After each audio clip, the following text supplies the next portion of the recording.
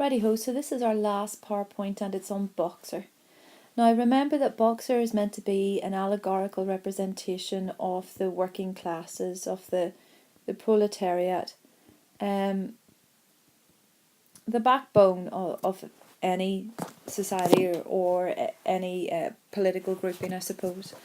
But what you have to remember is that though we feel sympathetic for the working classes, though we feel sympathetic for Boxer, we cannot allow that to cloud our judgment, because we've got a different situation with Orwell than we do with J.B. Priestley and Inspector Calls.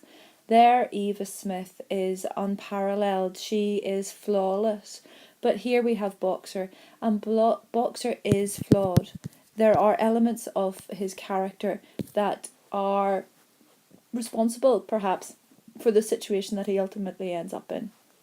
And therefore we must remember, particularly with that counter-argument paragraph that we might have on a question with Boxer, there are certain things that we must always keep in mind, and those things may perhaps allow us to criticise Boxer for the stance that he takes.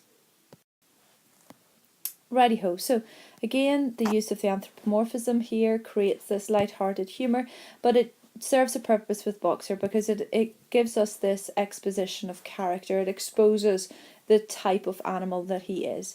Boxer and Clover seen together, and the overall idea of Boxer and Clover would be in chapter 1 that they're protective of others. Remember that he takes great care with his enormous hooves where he places them so he doesn't squish the ducklings. And what that does is it allows the audience immediately to feel sympathetic towards Boxer. Therefore, we feel a greater degree of shock, perhaps, and disappointment and anger when we have the treachery that unfortunately Boxer is exposed to in chapter 9. Now, when we think about Boxer, at the start here, this unambiguously positive language used in relation to him, yes, because he is that allegorical representation of the working class of the proletariat, but remember, there will be moments where we can be critical of Boxer and what he does. Boxer falls under the complete system of thought that's created by the pigs. It is a complete system. There's no room for doubt in Boxer's mind, and that's of course expressed through his adoption of his two maxims, that I will work harder and Napoleon is always right. Napoleon is always right. No room for doubt. So the complete system of thought is something that Boxer absorbs, and that has to be seen perhaps through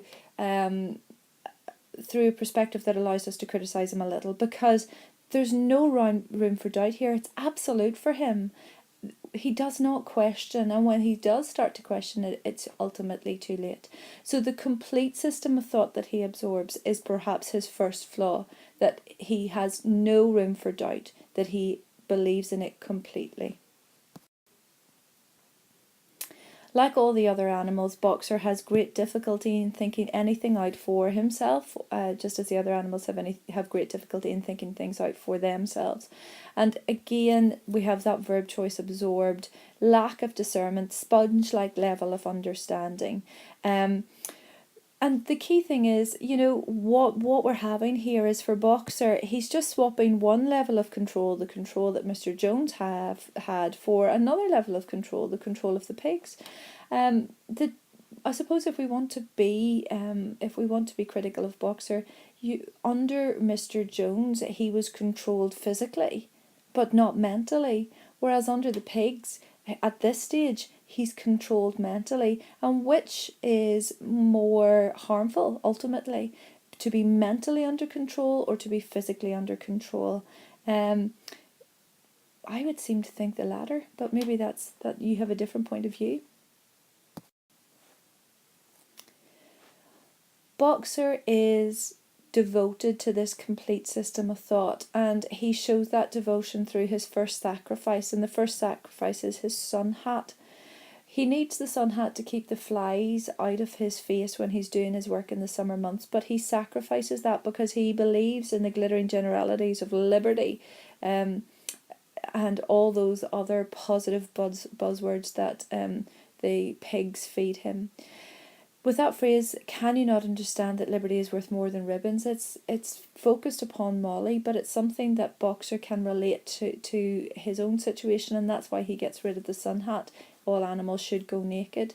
But the sacrifice for Boxer is a really deep one, because he needs that sun hat, and yet what he does is he puts his individual needs behind the ideology of Snowball. Even though he doesn't understand that ideology, he puts that first. Now, is that admirable, or is that stupid? Or is it a bit of both? And I suppose if we were being kind and fair to Boxer, we could see it as a bit of both. This follows on from the previous point, with the idea of Boxer fetching his small straw hat. It looks quite pitiful, but it means so much to him. It doesn't seem much, it's just a small straw hat, but it means the difference between doing your work in comfort and suffering discomfort, and yet he's willing to suffer the discomfort for a word like liberty, which he knows sounds great and he probably wants it, but does he know what it means? No. And also that idea of it being flung on the fire, a defiant gesture, shows his passion, shows his dedication, shows Snowball's passion and dedication. Sacrifices are needed for other people's ideology, other pigs' ideology. And if we think about it, these sacrifices in the name of politics, they impact upon the individual. Boxer places himself in a position of discomfort in order to remain true to an ideology that he doesn't understand. And as I said before, is that admirable? Is that foolish? Is it a bit of both? Either way, it is clear that he stands in opposition to the pigs, because this is a lovely wee phrase. Instead of working for the system, the pigs make the system work for them. Boxer is working for the system. And he thinks the pigs are too. The commandments mean an awful lot to Boxer, as they do to the other animals on the farm apart from the pigs. He sees it as an unalterable law, part of that complete system of thought. It's a framework by which he runs his life. And it's tragic that he does not understand how that framework is just being used to harness and control rather than structure and build. So, when you think about a framework is a supporting thing. Good things are built on top of that. Foundation stones have strong buildings built on top. But here, the commandments are not so much a foundation stone as a heavy weight, a burden really that's placed upon the other animals that can be changed and manipulated by the other pigs who don't believe in them at all. When we think about the characterization of Boxer, we have to think about the ideology of animalism. He believes in it so fervently. And when you look at how he's described, again, remember that he had that unambiguous positive image of Boxer at the start. And the positivity that we have with Boxer is for him as an individual, for him as a person. Yes, he has his own flaws. He is stupid. He is obtuse, deliberately stupid, perhaps. And from that, larger flaws then emerge. The way that he accepts everything in such an unquestioning way. But positive things that we have in relation to him. Remember, with Orwell and his narrative style, he does not use figurative language very often, but he does use it in relation to Boxer. He's more like 3 horses than one. And it shows really two things. It shows how very much Boxer is that admirable character that the other animals find inspiration in, but also too, it shows what ideology can do to a person when someone really believes in an ideology or a system of beliefs, because Boxer gets incredible strength from animalism. It empowers him, even paradoxically at the same time when he's been enslaved by it, he feels empowered by it. And that's quite a nice little paradox to explore with Boxer, because as an individual he feels empowered. He feels more like 3 horses than one when it comes to doing his work. He feels as if animalism has aided him. Yet you as a reader, and without relation to dramatic irony, That's going to look a bit messy, but anyway. You as a reader understand that in fact he's just being controlled. But ideology has that paradox within it, and it might be something that you'd like to explore. By holding on to this set of beliefs in animalism, it gives him this preternatural, beyond natural, beyond what is normal strength. And even if he doesn't understand the complete system of thought, he believes it to be entirely correct. So that brings the question, if ideology can inspire one animal to work so hard in a positive way, can it inspire others to be equally driven for negative reasons? And what you see is that you have this preternatural, beyond what is normal desire for Boxer to work for the system. Suppose you have that preternatural desire that Napoleon has to make the system work for him. When you're talking about Boxer, you must talk about, the maxims that he holds dear. I will work harder, as his personal maxim, as well as Napoleon is always right. But there's a little bit of irony here because, he sees animalism as something that he takes personal responsibility for. He's going to work hard to maintain it. Whereas you realise as we go through that the pigs are taking little responsibility at all for animalism. All they're responsible for is developing their own self-interest. Nice little bit of irony here with the idea of the great success of the reading and writing classes. But remember, Boxer can only remember 4 letters, and it's his stupidity, his inability to grasp that level of understanding that allows him to be manipulated so freely elsewhere. In the Battle of the Cowshed, the most terrifying spectacle was Boxer. And remember, you have this idea that an animal who's so caring and so protective in chapter 1 is turned into a fighting machine here in the Battle of the Cowshed.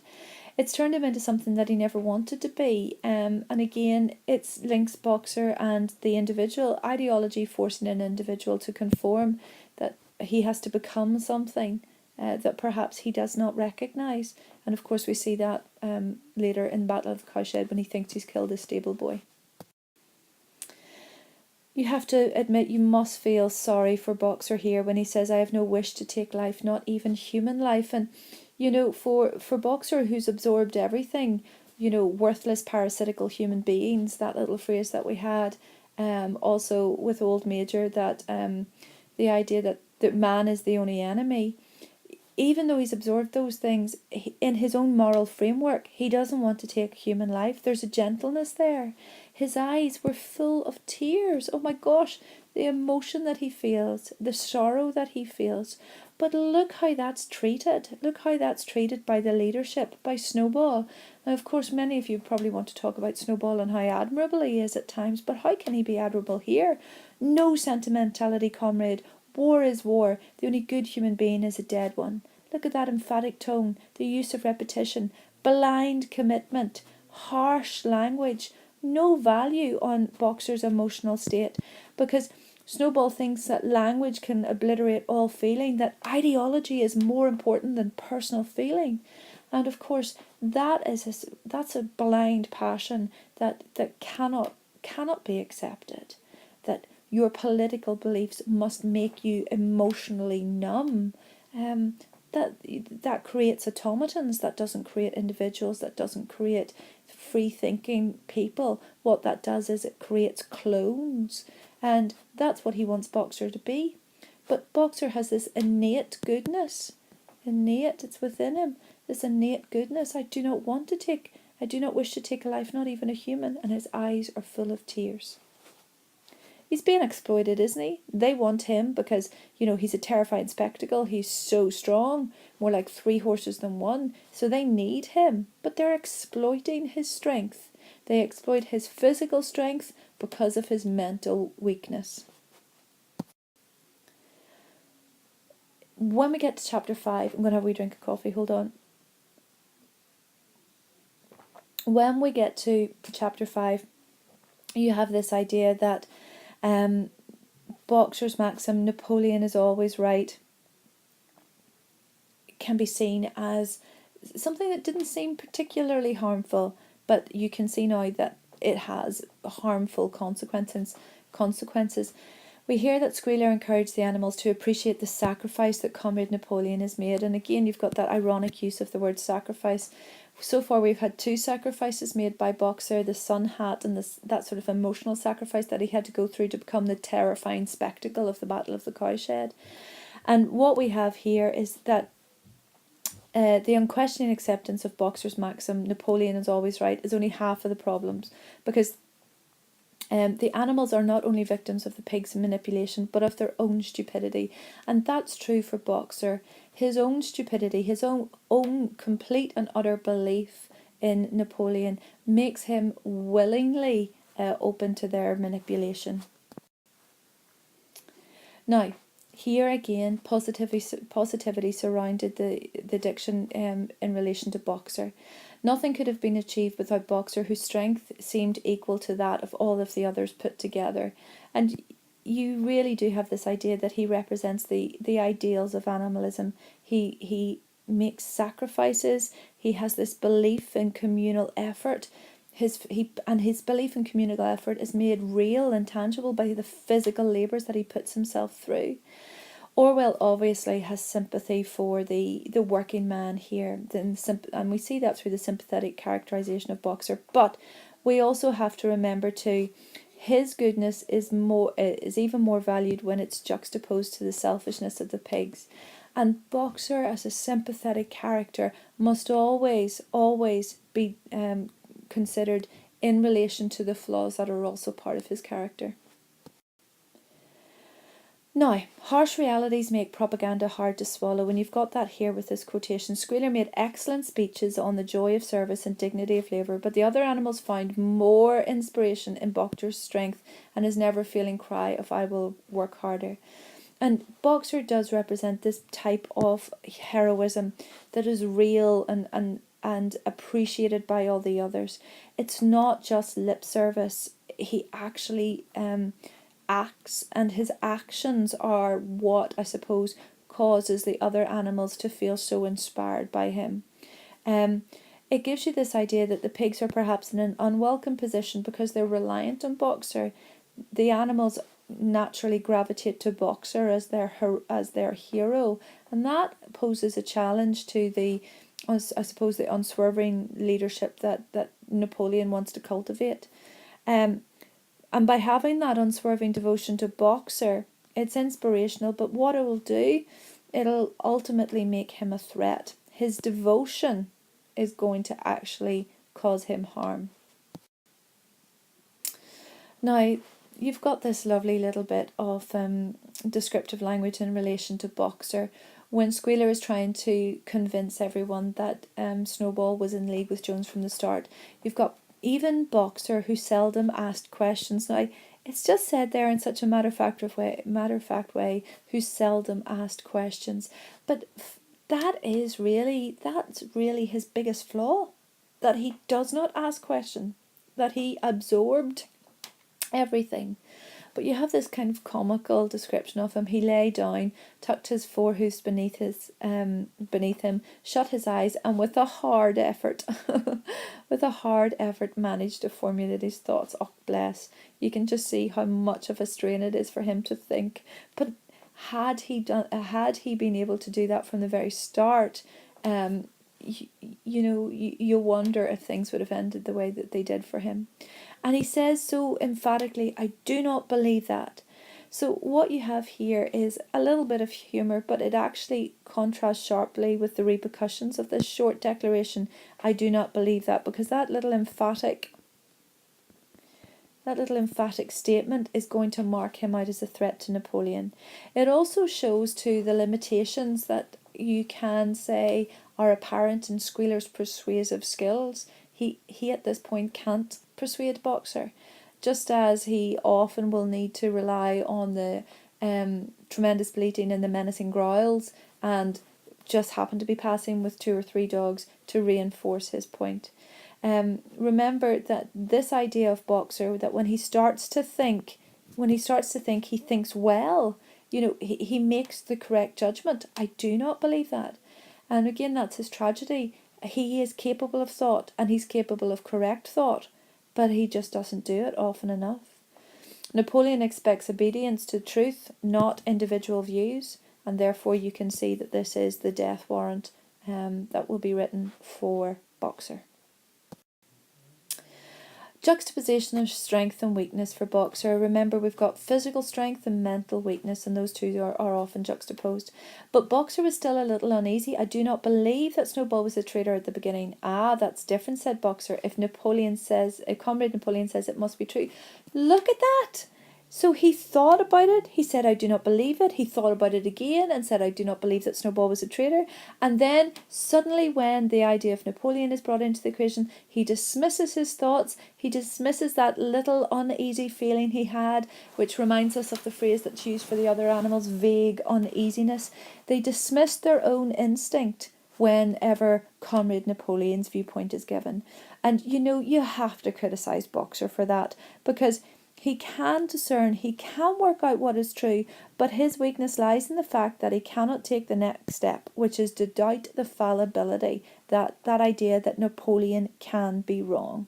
By just accepting it, he's brainwashed. He's easily fooled there, but he allows himself to be. He puts more trust in Napoleon than he does in himself.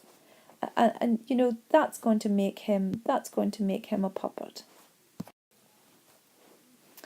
Now, back to that idea of how Napoleon needs blind obedience rather than animals trying to work out their own truths. And because of that, you've got that very ugly look at Boxer. And of course, we know what that means. You've got the twinkling of the eyes, which suggests positivity. But what we know that those twinkling eyes mean, the death of Boxer, foreshadowed here. Okay, in the trial scene that the show trials, you have that idea that that's when the death of Boxer was meant to take place. But of course, Boxer saw them coming and put out his great hoof, caught a dog in midair and pinned it to the ground. The dog shrieked for mercy and the other two fled with their tails between their legs. Boxer looked at Napoleon to know whether he should crush the dog to death or let it go. Napoleon appeared to change countenance and sharply ordered Boxer to let the dog go. Now, here you have the physical power of Boxer juxtaposed with his mental power. He can put out his great hoof. He can pin that dog to the ground, but he still looks to Napoleon for the instruction, the next bit. So the dog tries to kill him and he defends himself, yet he cannot then make the next step, which is, what am I going to do in this situation? He puts his trust in Napoleon to tell him what he's going to do in this situation. He looks to his leader, Comrade Napoleon, for the answers rather than trusting his own judgment. I think this is a terribly sad thing that Boxer falls victim to, which is that internalization. It's admirable, but it's ultimately stupid. And I suppose if you wanted 3 words to sum up Boxer, it would be admirable but stupid. And what it is here is that after the show trials, after all the animals, do you remember that verb choice that we had from that they're coward, silent and terrified? After that, instead of trying to work out who is to blame for this situation, which is very obviously our leader, Comrade Napoleon, instead of doing that, he internalizes, or he takes the blame in upon himself. He doesn't look for an external source. He accepts that it must be something that he did incorrectly, and that links back to PowerPoint slide there ages ago, by 5 or 6 or 7 slides back, where he takes personal responsibility for animalism. He takes personal responsibility here, and he says, look, I'm culpable, it's my fault. He's so brainwashed that he's blind to the evil that's within Animal Farm. He's willfully blind. It's easier for him to accept that he's at fault than Napoleon is. It's just like with the other animals, when they accept the lies, it's easier to accept that Jones was in league with, or Snowball was in league with Jones from the start, than it would be to actually accept that Napoleon is an egotistical tyrant.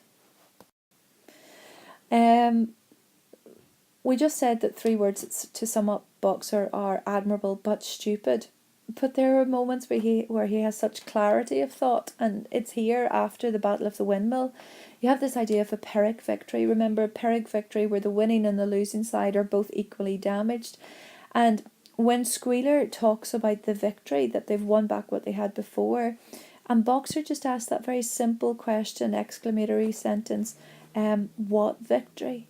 And such insight there, that he can actually say at that moment, how can you present this as a victory? Now, look at the damage done to Boxer. His knees were bleeding, he had lost a shoe, he had split a hoof, and a dozen pellets lodged in his hind leg. Now, there is an animal who's always been, has always shown his dedication to animalism through action, and each one of those pellets is his, I suppose, is his is a demarcation of, or is a symbol of, his devotion to animalism. Each one of those 12 pellets means something. It means how committed he is to this set of beliefs that he doesn't truly understand. And what you have here is, he understands, how can this suffering be made into one of these glittering generalities, into something positive like a victory. The emotional and physical costs of the Battle of the Windmill are apparent. That all the other animals are weary and they're bleeding. And remember, Boxer has those 12 pellets in his hind leg, and they're going to be important when we look at the damage that's done to Napoleon after this. Have we look at this? The tragedy of Boxer's simple question is that it comes too late. He's challenging the truth of the system. And in doing so, again, he's signing his own death warrant. He challenged the truth before with a, I do not believe that, about Snowball. What confuses or confounds poor Boxer is his feelings and his experiences. They directly contrast with what he's told to feel and what he's told has happened. So his personal feelings and experiences are directly contrasting with what seems to be the authorised version of the truth. This system that he is trusted in is something that he now feels he has to question. But it's too late, far too late. Remember those injuries of Boxer? He's bleeding. He has the split hoof that he's lost a shoe, and the 12 pellets that are buried into his hind leg. What has Napoleon got? He's got a chipped tail. But again, think of those things symbolically.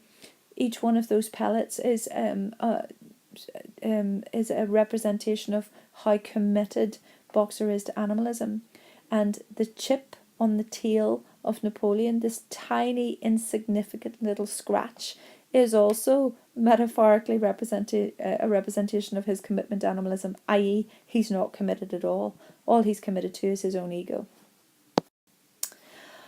Boxer voices the tragedy of the common man, whom he metaphorically represents, and this idea that he sacrifices everything and he gains nothing.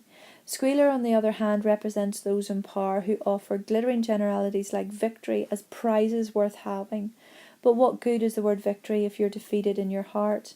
And for Napoleon, for Snowball, what do you call him? For Boxer, it's clear that he's defeated in his heart. I think this is a great phrase for Boxer, because Boxer's mistake lies in his conflation. What he does is he brings together the idea of Animal Farm with the character of Napoleon. He binds those two things together. He sees them as inseparable. But of course, these two things are contradictory. The ideals of Animal Farm, if we go back to even chapter 1, those ideals that are expressed by Old Major are contradictory to the character of Napoleon, who is all about ego and tyranny and dictatorship and hierarchy and absolute power. But unfortunately, Boxer brings together these two things and cannot see the complete diametrically opposed situation that exists between the ideals of Old Major and what Napoleon has turned out to be. He doesn't think for himself, and because of that, he follows orders blindly. He naively assumes that the pigs have the best interests of the farm at heart, when you know, of course, the only interest they have is self-interest. And that's sadly ironic. He works for the good of all, but he's sold for the pleasure of the few. What happens to Boxer, this great, tremendous, awe-inspiring character, more like 3 horses than one? Well, he's rendered down to the price of a case of whiskey. That's what it is. That's how much he's valued. And perhaps that links to the idea of the working classes, that, they are cannon fodder. They're there to support beliefs and ideals that are often not ever enacted for their own benefit. With that idea of defeated in your heart, Boxer still works on to build the windmill for after the Battle of the Windmill. He still works on. Boxer refused to take even a day off work, made it a point of honour not to be seen, let it be seen that he was in pain. So he knows, he knows perhaps that he is a figure that the others rally to, that they find inspiration in, and therefore he wants to uphold that. He knows that he has to show his commitment to this ideology, even though he suffered so horrendously for it. His honour contrasts with the dishonour that you see from Napoleon and from the others. You cannot deny that, Boxer has played a part in his own demise, that he's been blindly obedient, that he's had this lack of foresight. I suppose if we take a word, hold on. If we take a word that we used when talking about the Berlins and in Inspector Calls, myopic. Okay. We have that he's short-sighted. He doesn't see the full picture, and therefore he can be held responsible, just a little bit, but a little bit responsible for what happens to him. Okay. Boxer's death. Boxer's death is squalid. It's lowly. It's pathetic, and you feel so angered by the fact that he's rendered down to the price of a case of whiskey. The drumming hooves that are fainter and died away, I suppose they reflect this weakened state. He was so strong, and yet he was so strong. It says strong as any 2 horses. I thought it was 3. We'll go back and check that. That he was so strong, but he's been physically exploited by the pigs for so long that his mental weakness allowed his physical strength to be abused. One of the saddest moments in relation to Boxer is the fact that he's looked after so tenderly by Clover and Benjamin. Clover, she lay in his stall and talked to him while Benjamin kept the flies off him. And it links back to this idea, the cyclical structure of this novella. We had the idea in chapter 2 that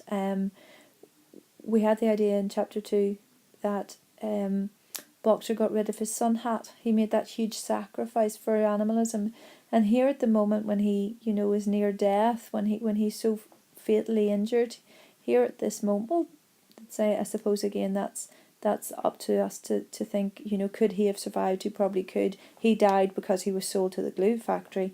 But here at this moment where he is so wounded, Benjamin keeps the flies off him. It reminds us of the sacrifice that he made in chapter 2. And it makes us think about the kindness of Boxer, how much he is loved by the other animals, by Clover and Benjamin. And we cannot help but feel that this is a very poignant moment.